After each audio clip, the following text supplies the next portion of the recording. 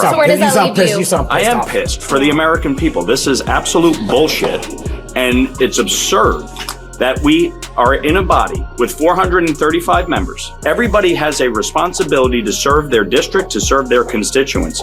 How do you say no to the speaker who's not going to give you a vote on this ACA extension? That's a failure of leadership. I mean, we have, members on both sides who believe this is an urgent issue, and it is for all of our members in terms of what their constituents are going to have to deal with at the start of the new year. So what's wrong with having a vote? Donald Trump is absolutely panicking right now as the House of Representatives is revolting against him and MAGA Mike Johnson in a major act of quiet defiance. And this isn't getting a lot of attention yet, but it will this coming week. Because on Friday, very quietly, the House of Representatives, via a unanimous consent motion, agreed to take up Donald Trump's 2 vetoes that he issued recently. And the unstated reason why the House is taking this up is to override Donald Trump's vetoes. The House is preparing to override the president's vetoes. That's Congress directly defying the president. That's the legislative branch telling the executive branch, we don't care what you want, we're doing this anyway. And here's what makes this absolutely devastating. These weren't vetoes based on policy disagreements. These were vetoes based on pure retaliation.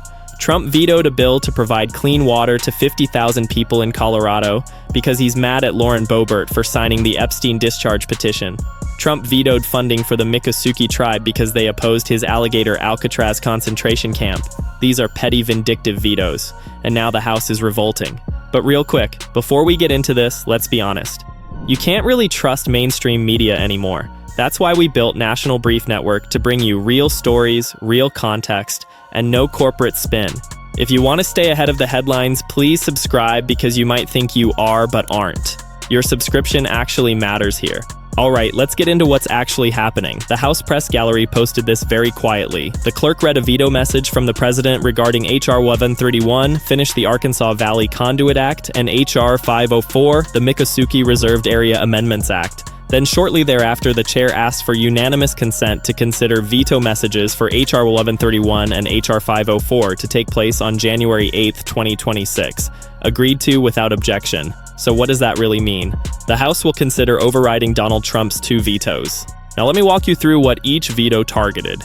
H.R. 1131 finished the Arkansas Valley Conduit Act. That was the act sponsored by Lauren Boebert. It was a bipartisan bill to provide clean water to at least 50,000 people in Colorado. Colorado water, based on the environment there, can get very toxic and dangerous, so this would provide clean water, make access to water cheaper. And Donald Trump vetoed it. For 2 main reasons. Lauren Boebert, one of the main sponsors, signed on to the discharge petition to release the Epstein files. And Trump is retaliating against Boebert. Also, Trump is retaliating against Colorado because they are refusing to release Tina Peters, a convicted felon who was involved with Trump as essentially a co-conspirator to try to overthrow the results of the 2020 election. The other involves the Miccosukee tribe, which has its tribal and ceremonial lands in the Everglades area. The Trump regime, working alongside DeSantis, ignored the tribal rights tribal claims ownership of the land by the Miccosukee tribe, and they built the alligator Alcatraz concentration camp on the ceremonial grounds of the Miccosukee tribe. In July, the Miccosukee tribe sued Florida and the federal government over the hastily built immigrant detention facility in the Everglades, a place the Miccosukee call home. Trump vetoed funding for a water project for the tribe supported on a bipartisan basis, and in Trump's veto, he cites their opposition to his immigration policies. So he's retaliating against the Miccosukee. He's retaliating against Boebert in Colorado. These are some dastardly acts. Now, MAGA Mike Johnson, of course, supports all of Trump's conduct. As Marjorie Taylor Greene recently wrote, the House of Representatives doesn't really have a speaker. She said MAGA Mike's not really the speaker. He's speaker in name only. He just carries out whatever Donald Trump says to do. But here's the thing. On Friday, very quietly, the House of Representatives was able to put on its docket for January 8th, considering the veto messages, and that could mean overriding the vetoes. So how did that happen if MAGA Mike is Trump's puppet? MAGA Mike is realizing that his speakership is hanging by a thread. When Congress comes back, there's going to be a lot of attention to the cover-up of the child sex trafficking ring by the MAGA Republicans and by Donald Trump with the violations of the Epstein Transparency Act. Also, there will be a government shutdown that is set to take place on January 30th. The last government shutdown, the compromise, was an extension through January 30th. And guess where we are? Less than 30 days from January 30th. Trump's government is about to run out of money again. The House is supposed to be competent. They work with the executive branch, they come up with a budget that funds the government, but this Trump regime and these MAGA Republicans are utterly incompetent. So the next shutdown deadline is 4 weeks from now. Congress has 12 scheduled days of legislative business this month. 9 of the 12 government funding bills remain unfinished. Just think about that. They only scheduled 12 days of work when they come back this month. So MAGA Mike just allowed these veto reconsiderations because he's got to deal with a caucus, these MAGA Republicans who are in full revolt. Also, what's going to come before the House? A bill on showerheads. Yes, to amend the Energy Policy and Conservation Act to revise the definition of showerheads. This is one of MAGA Mike's main issues. Showerheads. Now here's what else is coming. A 3-year extension of health insurance subsidies pushed by Democrats via a discharge petition. Democrats were able to get the discharge petition signed by MAGA Republicans. 2 Trump veto overrides, and these 9 unfinished government funding bills, and they've got 12 days to do it. MAGA Mike is overwhelmed right now, and this was able to just slip through. Share this video with everyone you know, because now to override Donald Trump's veto on the Colorado Clean Water and the Miccosukee Clean Water, what needs to happen? A 2/3 vote in the House and a 2/3 vote in the Senate. And both of those bills, H.R. 504 and H.R. 1131, were passed unanimously. Every single member supported it. But Donald Trump chose to veto it for petty reasons. So when the House comes back, here's what we expect. Affordable Care Act subsidies will likely be extended. The House will pass it. What's the Senate going to do? Is it going to be like the Epstein discharge petition where there will be a voice vote, or will somebody object? That's going to pass in the House. Not sure about the Senate. Then you're going to have overriding Trump's vetoes. And then you're going to have to deal with these 9 unfinished government funding bills. Then we're going to have to deal with the cover-up of the Epstein sex trafficking ring by Donald Trump and the MAGA Republicans. Now you have MAGA Republicans like Darrell Issa just running away. When a reporter tried to interview him before Congress went into recess, he just tried to shut the door on the reporter. He wouldn't answer questions. He's hiding. That's what guilty people do. But when you actually heard from MAGA Republicans, you can hear their anger at Speaker Johnson. MAGA Republican Lawler said, "I am pissed for the American people. This is absurd that we are in a body with 435 members. Everybody has a responsibility to serve their district, to serve their constituents." When asked about the Speaker not giving a vote on the ACA extension, Lawler said it's a failure of leadership. We have members on both sides who believe this is an urgent issue, and it is for all of our members in terms of what their constituents are going to have to deal with in the start of the new year. So what's wrong with having a vote? Republican Don Bacon from Nebraska said all these folks are going to go back home, and you're going to have to look voters in the eye and say we've done nothing while their premiums are going up like $2,000 a month. It's not going to happen. The reality is going to hit here. We need a short-term extension, and then let's talk about some deeper reforms. When told the Speaker seems dead set against this, Bacon said, that's because what he's hearing from a lot of folks is, hey, we didn't vote for ACA, we didn't vote for the IRA, this is a Democrat problem, but we're in charge. When asked how bad this will be for Republicans if they don't extend these subsidies, Bacon said, I think it will be used like a sledgehammer on us a year from now.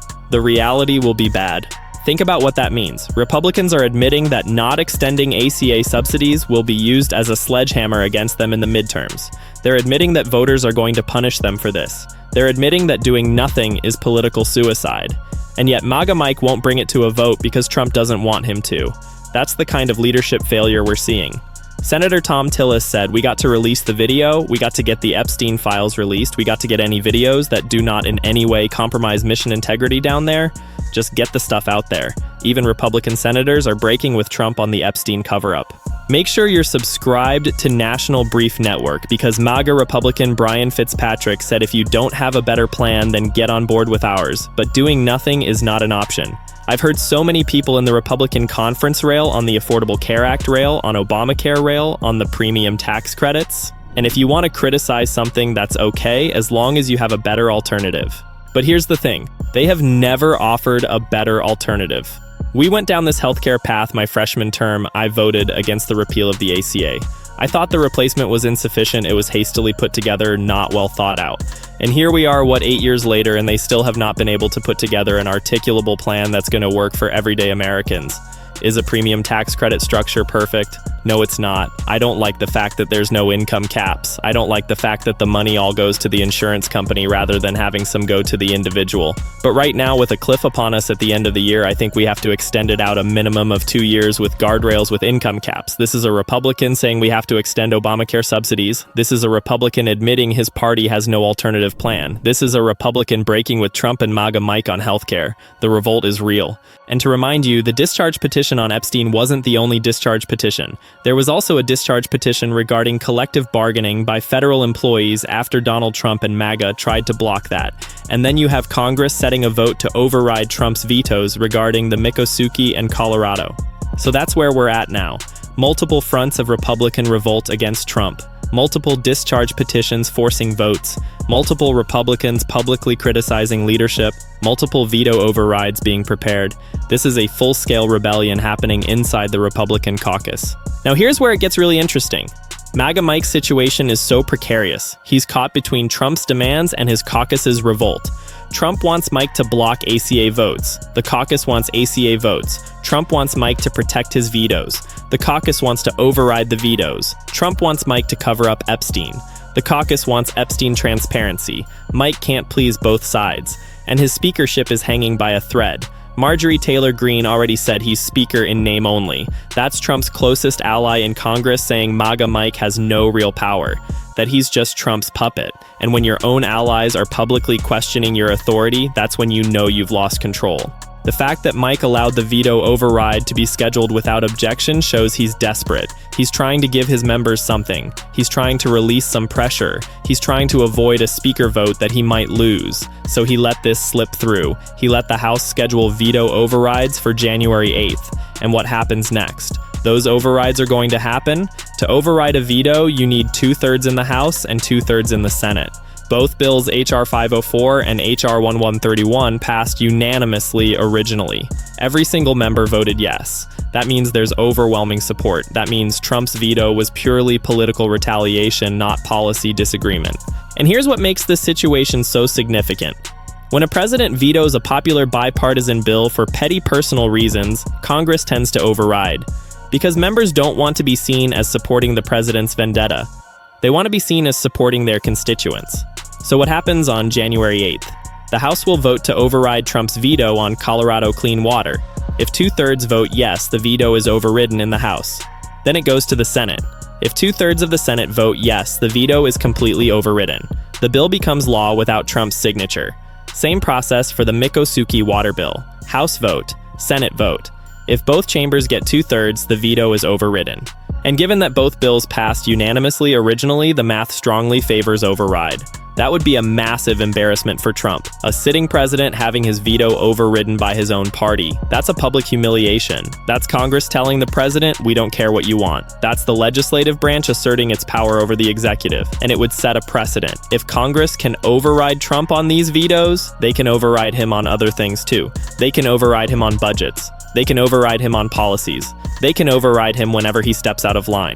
That's terrifying for Trump because his entire presidency is built on the idea that he can do whatever he wants, that rules don't apply to him, that Congress will rubber stamp his agenda. But if Congress proves they can override him, that whole dynamic crumbles. Now let me explain why this creates such a devastating dynamic for Trump. He's being squeezed from multiple directions.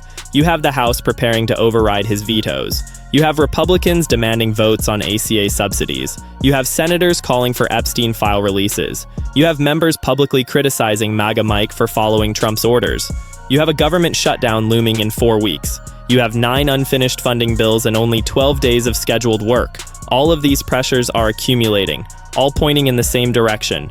Trump losing control of his own party. And Trump can't stop any of it.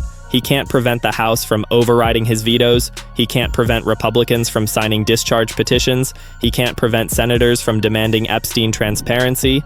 He can't prevent members from publicly breaking ranks. He can't control the narrative. Share this with everyone because the ACA subsidies vote is also critical. Democrats got enough signatures on a discharge petition to force a vote. That means even if MAGA Mike doesn't want to bring it to the floor, it has to come to the floor anyway.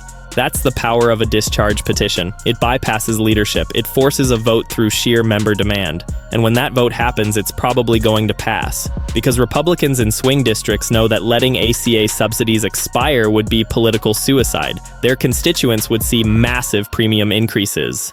Their constituents would blame them. Their constituents would vote them out in 2026. So Republicans are going to vote for the extension even if Trump opposes it. Even if MAGA Mike opposes it. Because they care more about their own political survival than about Trump's agenda. And that's the revolt.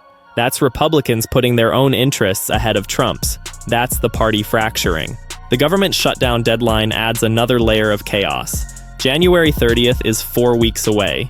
They have 12 days of scheduled work. 9 funding bills are unfinished. That means they have to pass 9 major bills in 12 days, or the government shuts down. That's an insane timeline.